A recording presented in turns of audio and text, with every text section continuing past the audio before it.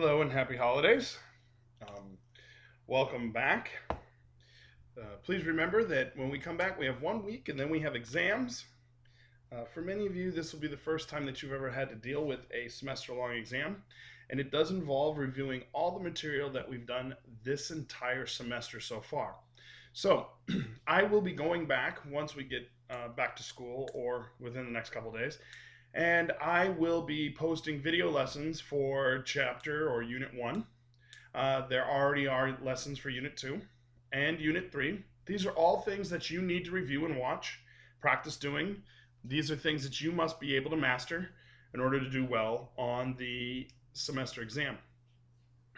We are also going to have Chapter 6 work that we have to do as well. So I'm hoping you take this time to review the other lessons, practice those skills. There are several practice things that you can do online. One of them being the Carnegie software. Hopefully, you're still working on that. Remember, you have to finish at least one section or to be able to get a grade. I'm hoping you're working at least 3 hours on it over the break. The more you work on it over the break, they have decided that they're going to give a prize to the student who has or class that has worked the most on it. We were doing rather well before the break. But enough of that. We'll go ahead and get into 6-1. And 6-1 is now using all of the materials that we learned in Chapter 3, or Unit 3, excuse me. In other words, we learned that there were two forms of a linear equation. We had slope-intercept, okay, which was y equals mx plus b. Now remember, you don't have to remember these equations. You do get a reference sheet. And you should download that reference sheet from my portal page. And you should be using that so you know where all that information is. You don't have to memorize what the letters mean. It tells you on that reference sheet. It tells you M stands for slope. Now you will have to remember that slope is the same as what other? Correct? Rate of change. You have to remember that rate of change and slope are the same. And that this is y-intercept. Yes, that is where the line crosses on the y-axis. You have to know what a y-intercept and x-intercept is, and you know you can find the y-intercept or x-intercept from either form. Now, please remember, like I said, you don't have to remember these formulas. They are on your reference sheet, so you should be practicing using it. Many of you still have not downloaded it yet, so it's hard to use something you haven't done. I'm hoping you take the time over the break to print some stuff out so that you have it available for you. Like I said, we're going over Unit 6, and it involves solving of a system of equations. Okay, so let's look at this first. The solving of the systems of equations is where you have more than one function, more than one linear function. So let me give you the economics standpoint. This is used a lot in economics. And in economics, they call it the break-even point. Okay? And in any business, it's called the break-even point. Break-even point meaning your expenses, and I'll give you a brief graph, just a generic one. So let's say it costs this much to make a certain amount of items. Obviously, the more you make, the more your cost goes up, right? The more items you make, the more expensive it is to make them. Okay, but hopefully you know that as you make these items, they all have the same rate of change. Okay, and then you sell them. Now, hopefully everybody here knows that we're going to sell them for more or sell them at a profit or try to make a profit. But you're going to have some cost at the beginning that you have to recover. Okay, so that means at the beginning, your product is going to cost you more than you can sell. And after you sell a certain amount, you'll be able to recover your costs. Okay, so I order a whole bunch of clothes for a clothing store. I've spent a whole bunch of money on those clothes. Until I sell those clothes, I don't make any money, right?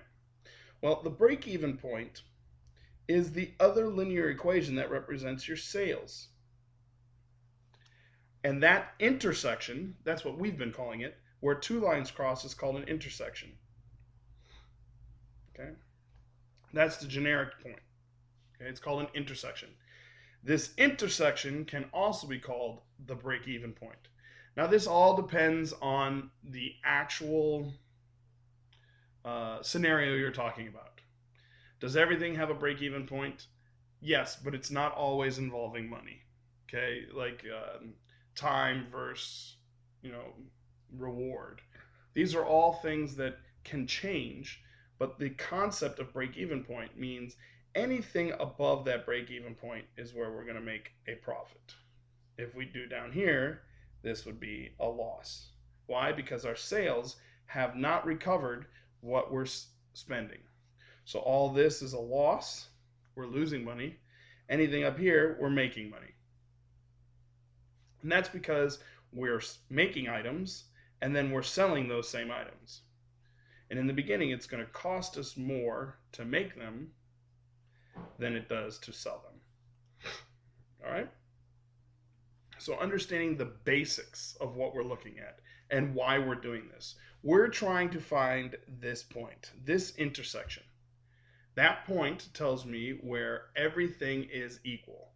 This line is equal to this line at this exact point. Okay? They are equal to each other at that section. Nowhere else but right here.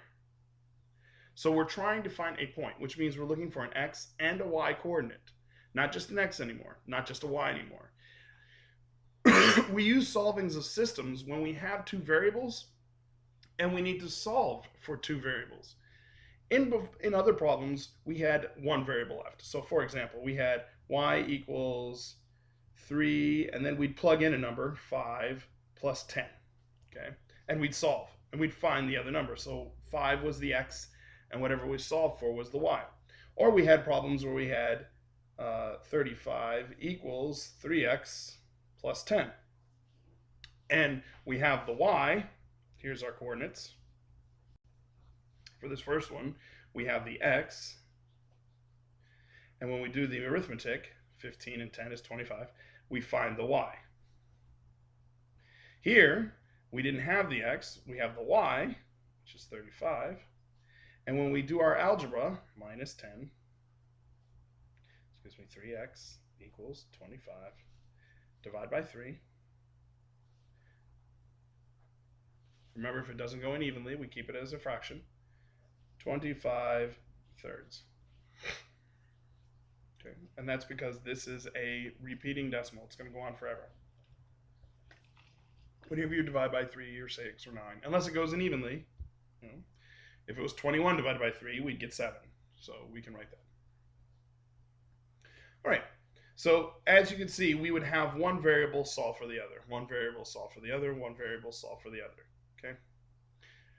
Okay.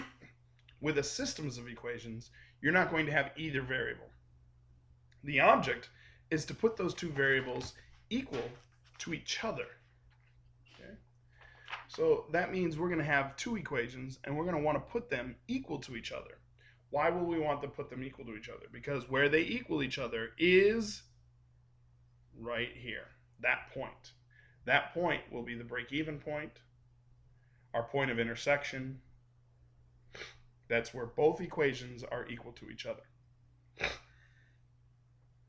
All right, so let's look at a common problem or a problem. Let's say Johnny goes to the store, okay? And when Johnny goes to the store, he is looking to purchase something, okay? And he's going to purchase two things. Okay? I'm just going to make up a scenario. Better yet, I'm just going to make up a problem so that you can see the math that's involved in this. All right, so we're going to say our first function, remember f of x, or we can also call it y. We're going to say, we'll use one from Unit 3.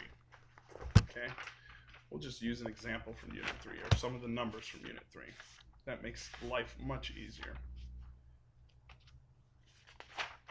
So let's say we have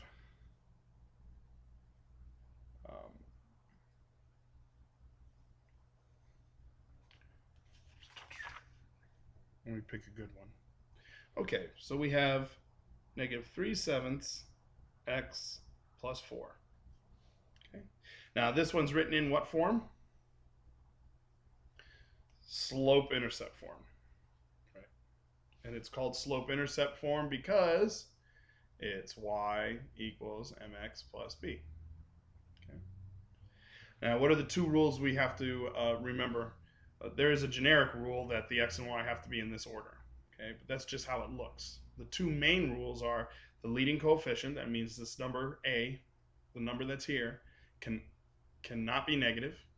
This is the only one that can't be negative. The rest of them could be. They could be anything. This one is that it can't be negative. And none of these numbers can be what? Fractions, correct.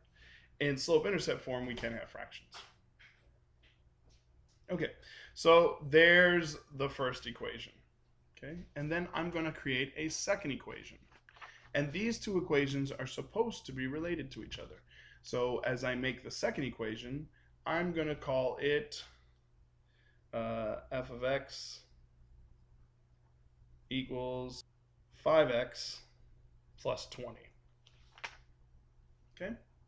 So here's the function for one thing, one of our lines. Here's the function for a separate line. Okay?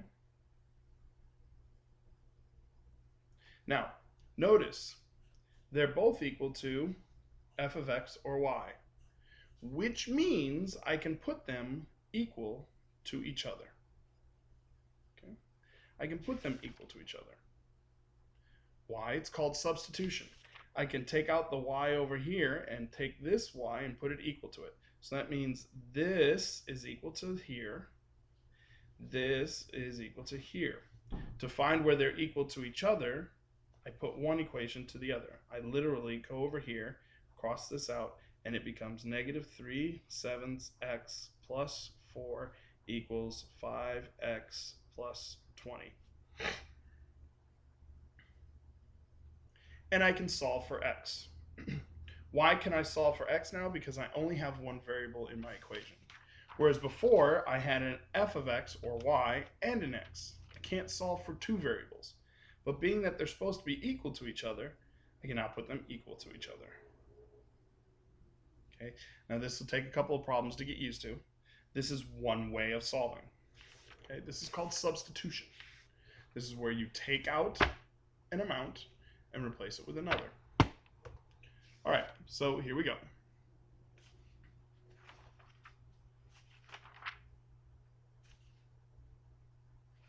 We put them equal to each other, and we solve. Remember, we have to get all our x's to one side and all our numbers to the other. But what is the shortcut? See, this thing right here called a fraction, most of us hate. So how do we get rid of fractions? Who can tell me? That's right, we're going to multiply this whole problem by the number 7, and it will get rid of our fraction. So here is 140. Here is 35x. Here is 7 times 4, 28. And then the easy one is the fraction, because when you multiply, it crosses out the denominator. That's what we mean by I like to get rid of fractions. And now it's just negative 3x. And now it becomes a very manageable problem. Okay, get all of our x's to one side, all of our numbers to the other. So I'm going to bring the 28 over here, which makes negative 28. And I'm going to bring this 35x over here, which is negative 35x. Now, why did I switch their signs? Because here it's positive. When I move it over here, to get it over here, I have to change sides, change signs, change sides, change signs. Okay, so that's why this went from positive 28 to negative 28. I add like terms. Negative 3, negative 35, is negative 38x, equals 140 plus a negative 28, or minus 28. Okay, 2, 1, 12. So we have negative 38, x equals 112, And then we divide both sides by negative 38, the whole problem actually, by negative 38. And you get x equals, and what do you get for your answer?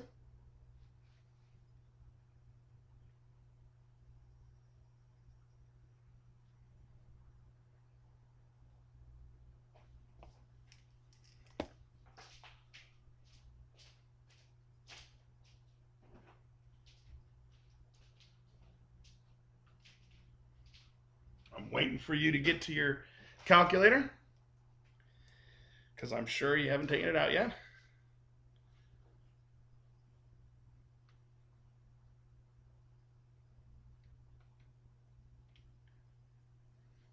Correct, and you get a negative 2.95. We're going to round to the nearest hundredth unless they tell us otherwise. Okay, and remember in the software you keep the decimal as long as you just put in the entire decimal. But for our convenience, we're going to do this. All right, so remember we are looking for both an x and a y. We've only found x. This is where it gets fun. You must pick either equation that you started with, plug in the x, and solve for the y. And then you'll have the point of intersection, or our break-even point. Okay, so we're going to take negative 2.95, and I'm going to put it into this problem. The reason I'm putting it into this problem is because guess what? It doesn't have a fraction, correct? So I try to avoid the fraction.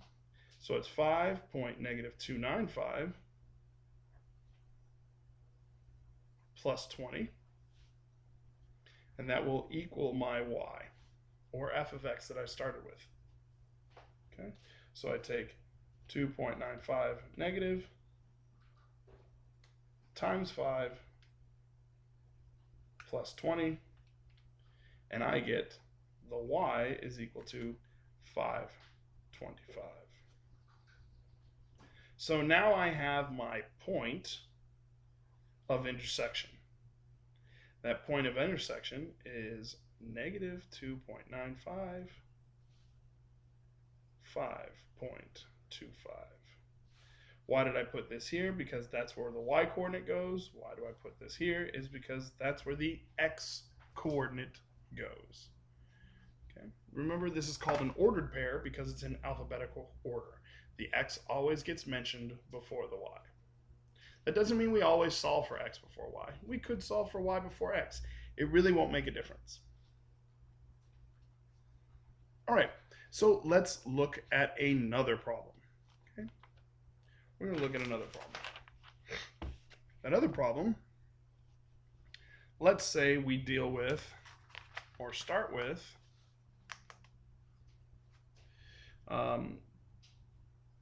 another type of function.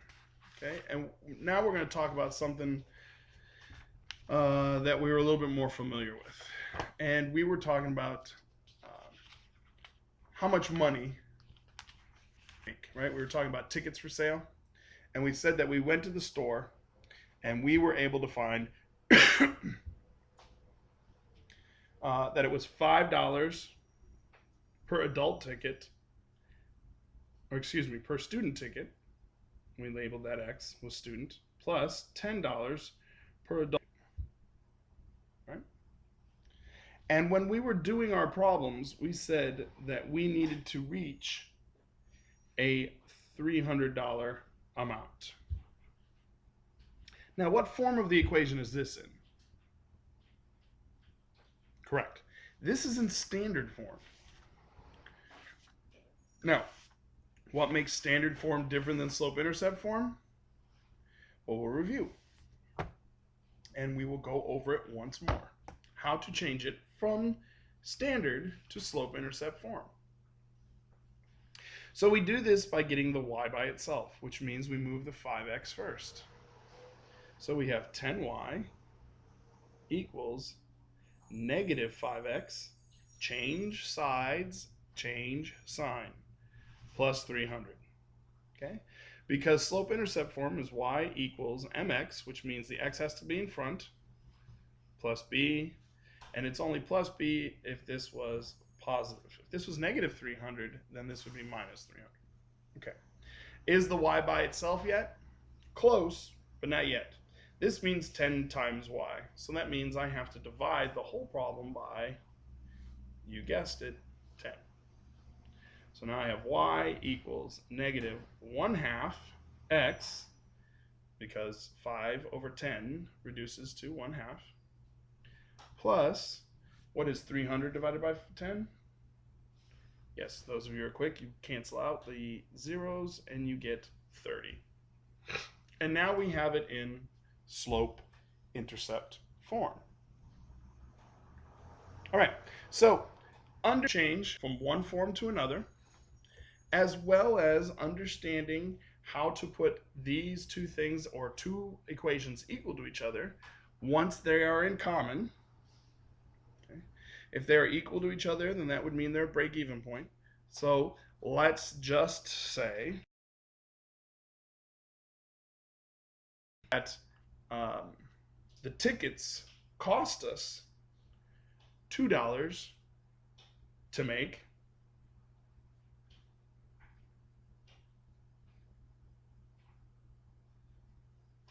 or the tickets to, let's say,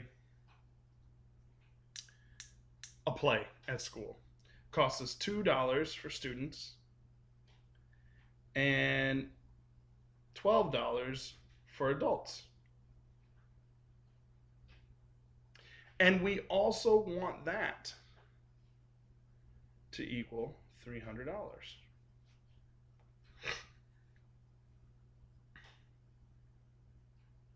So now I'm going to change this into slope-intercept form. Then I can compare the two. So here we go.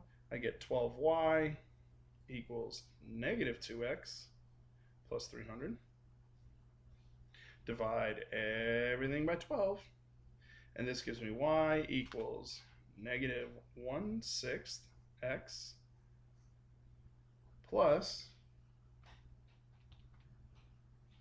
25.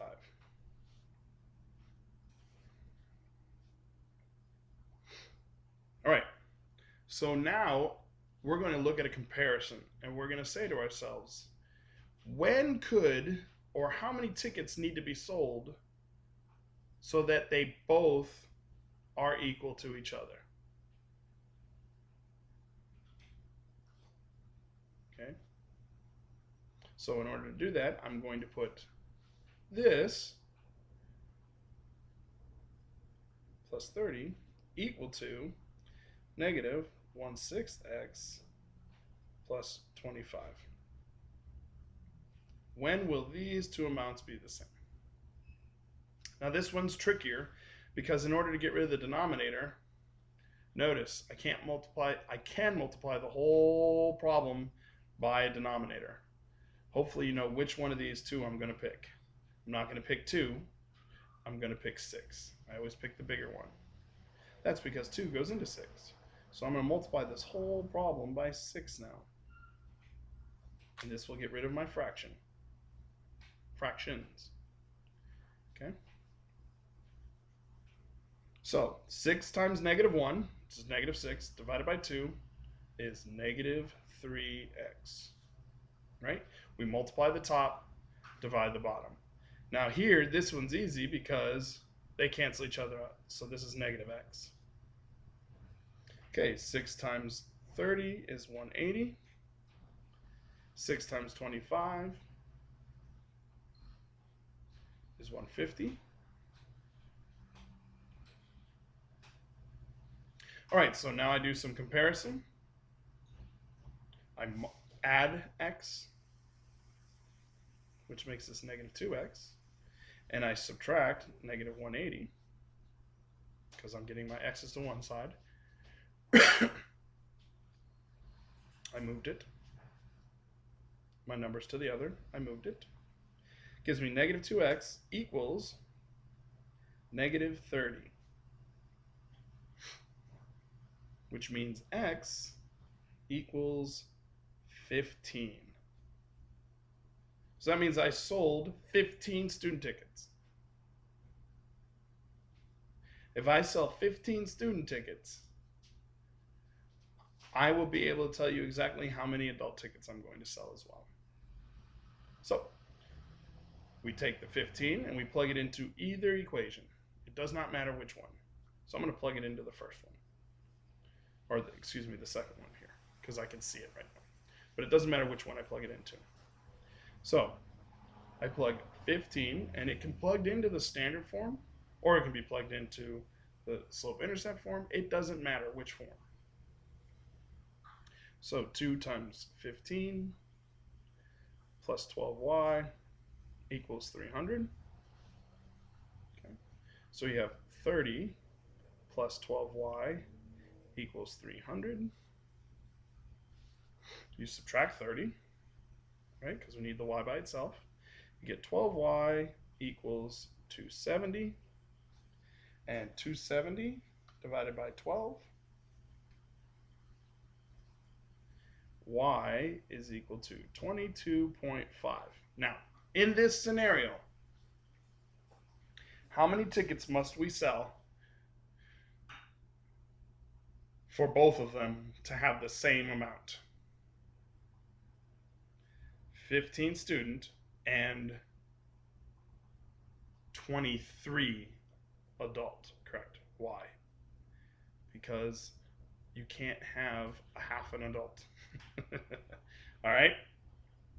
So the difference between the math that we're doing, this would be where they are at a break-even point, exactly here.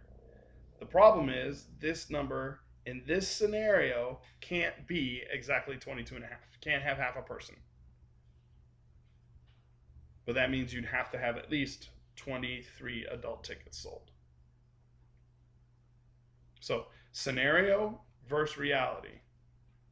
These are the numbers that we're looking for. The break-even point is 15 and 22 and a half. But if they ask us how many adult tickets sold, it has to be 23. Can't have 22.5 adults.